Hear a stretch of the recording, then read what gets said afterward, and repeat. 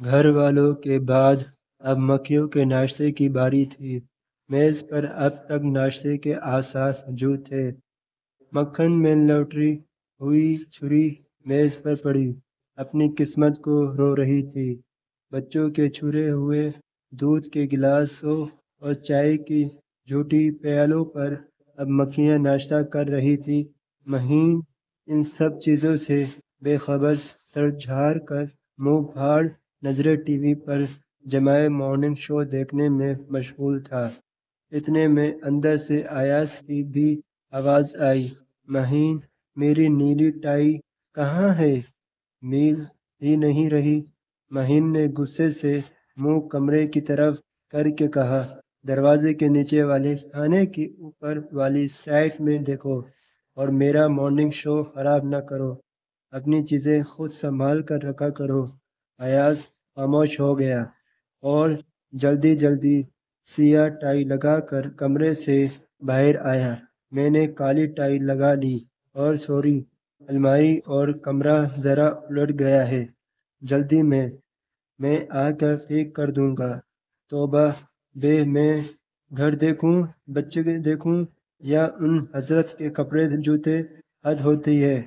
مہین غصے میں بولی، نہیں نہیں، تم صرف ٹی وی دیکھو، باقی چیزیں میں دیکھ لوں گی جب تم واپس آؤ گے۔ ایاز کو صبح صبح دھماکوں اور گولہ باری سے ڈر لگتا تھا، اس لیے وہ خاموشی سے نکل گیا۔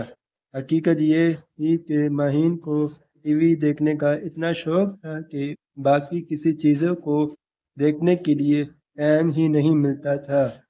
گھر کے کونے کونے میں جالوں کی شاندار نمائش جاری تھی۔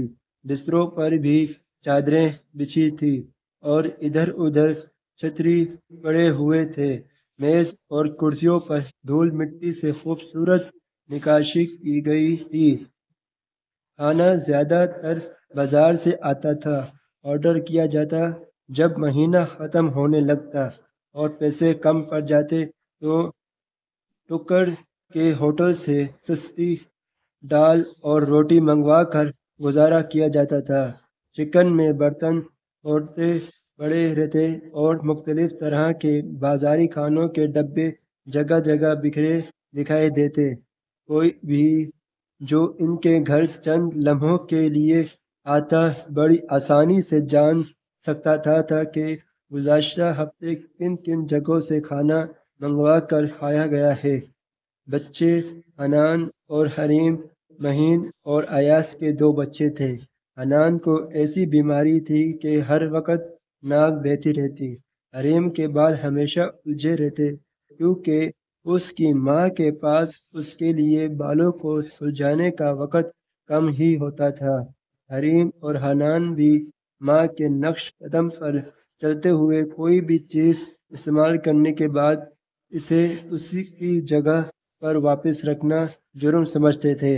اس لیے اسکول کی کاپیاں اکثر صوفوں کے نیچے اور ریر فرش کے اوپر آرام کرتے پائے جاتے ہیں۔ ایاز بھی کبھی کبھار کچھ کہہ دیتا تو مہین چیخ چیخ کر چیزیں توڑنے اور پھینکنے لگتی۔ ساتھ ہی بچے اپنے ماں کے گھر چلے جانے کی دھمکی دیتی، جو ایاز کے لیے ایک کارگر حربہ تھا، کیونکہ وہ لمحے بھر کے لیے بھی ان کی جدائی برداشت نہیں کر سکتا تھا۔ مہین کو ریڈی میڈ کپڑوں اور کھانوں کا بھی بڑا شوق تھا۔ جیسے ہی ایاز کسی بات پر جھنجھلا کر کوئی سخت بات کہتا، مہین فوراً بڑی بڑی آنکھوں کے بٹن دبا کر گویا خود کار آنسو نکال لاتی اور ایاز کو ہار ماننے پر مجبور کر دیتی۔ بنیادی طور پر ایاز ایک بزدل اور کمزور آدمی تھا۔ مہین ایاز کے جانے کے بعد اطمینان سے بکھری چیزوں کے بیچ بیٹھ کر ٹی وی پر مارننگ شو دیکھنے لگی۔ ہوٹلوں میں لٹکی ہوئی منی پلانٹ سے لے کر سلیقے سے بنے ہوئے ڈوریوں والے تولیہ اسٹینڈ تک ہر چیز اس کی توجہ کا مرکز بنی ہوئی تھی۔ بے داغ سفید تولیے، صاف ستھری چادر ہیں، کمروں میں مختصر لیکن صاف ستھرا اور سلیقے سے سجا ہوا فرنیچر۔ رضیہ بیگم نے چھوٹی بہو کے گھر میں قدم رکھتے ہی 100 بار نظر دوڑائی، لیکن پچھلے 1 گھنٹے سے کوئی ایک بات بھی وہ ایسی نظر نہ آئی تھی کہ جس پہ وہ کوئی جملہ کسی سکتی۔ زبان میں بری طرح کھجلی ہو رہی تھی۔ یہ کیا بات ہوئی؟ زمانوں بعد ساس بہو کے گھر آئی اور اسے کچھ جلی کٹی کہہ کے اپنا ساس ہونے کا حق بھی نہ لے پائی۔ سویرا ان کی چھوٹی بہو تھی جو ان کو شربت کا گلاس دینے کے بعد تخت یہ خبر دے کے پنکھا چلا کے اب کچن میں گھسی ہوئی تھی۔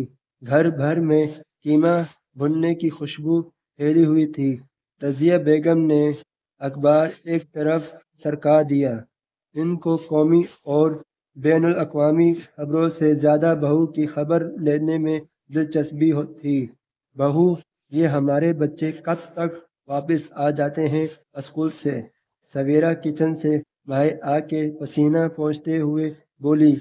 بس آتے ہی ہوں گے امی، اس لیے جلدی جلدی کھانا تیار کر رہی تھی کہ جب تک بچے کپڑے تبدیل کریں میں کھانا گرم گرم میز پہ لگا دوں۔ قیمہ مٹر تو بھون لیا ہے، تھوڑے سے چاول ابال لیے ہیں اور رات کی دال ہے وہ گرم کر لی ہے۔ آپ کو کچھ خاص کھانا ہو تو بتائیے امی۔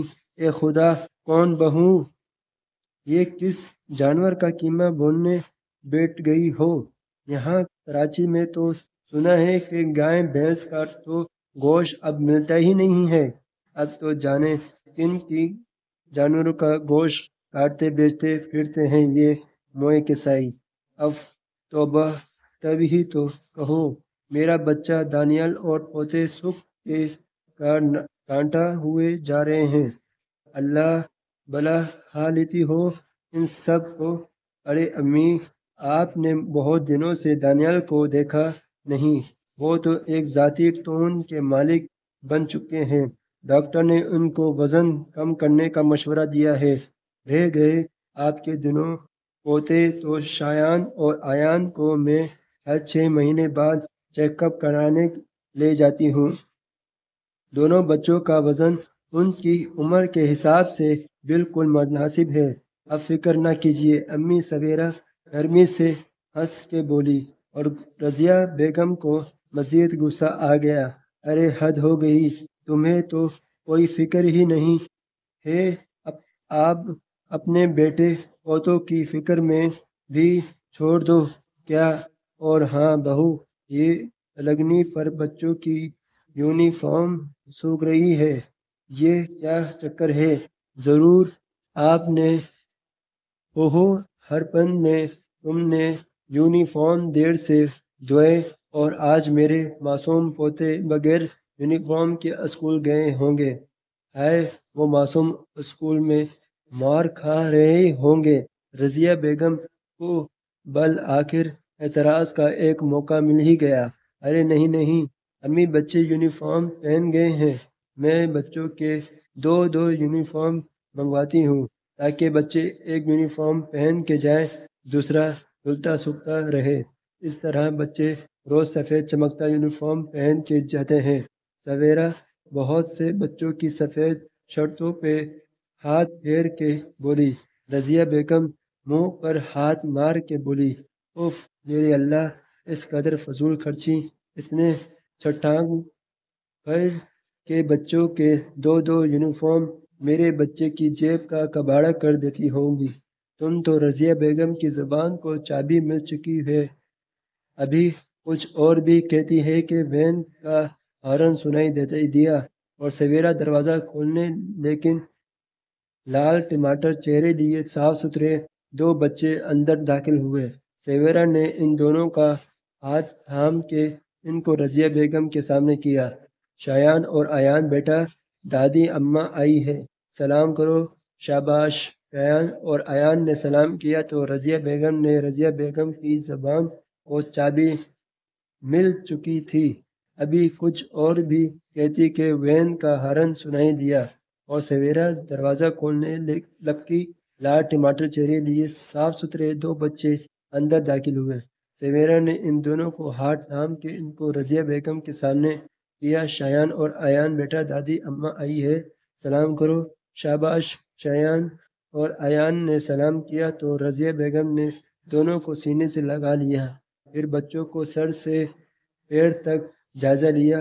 بچے صاف ستھرے یونیفارم اور چمکتے سیاہ جوتوں کے ساتھ کھڑے تھے۔ انہوں نے مایوس ہو کے گردن ہلا دی کیونکہ انہیں پوتوں کے حلیے میں کوئی ایسی قابل اعتراض بات نہ لگی جس پہ بہو کی کلاس لے سکتی۔ اف، ڈیر بجنے والا ہے، بچے میرے سر پہ نازل ہونے والے ہوں گے اور میں پروگرام میں ایسی کھوئی کہ ٹائم کا پتہ نہیں چلا۔ آتے ہی آدم بو کی طرح بھوک بھوک کا نعرہ لگا دیں گے۔ ٹی وی ڈرامے میں گم۔ مہند اچانک چونکی اور ہڑبڑا کے ادھر ادھر ہاتھ مارا۔ پکایا تو کچھ نہیں ہے، پیزا آرڈر کرتی ہوں۔ ارے موبائل کہاں گیا؟ وہ صوفے کے کشن ادھر ادھر پھینک کر موبائل تلاش کرنے لگی کہ گھنٹی بجی اور بچے اسکول سے آ گئے۔ مما کیا پکایا ہے؟ بھوک لگی ہے؟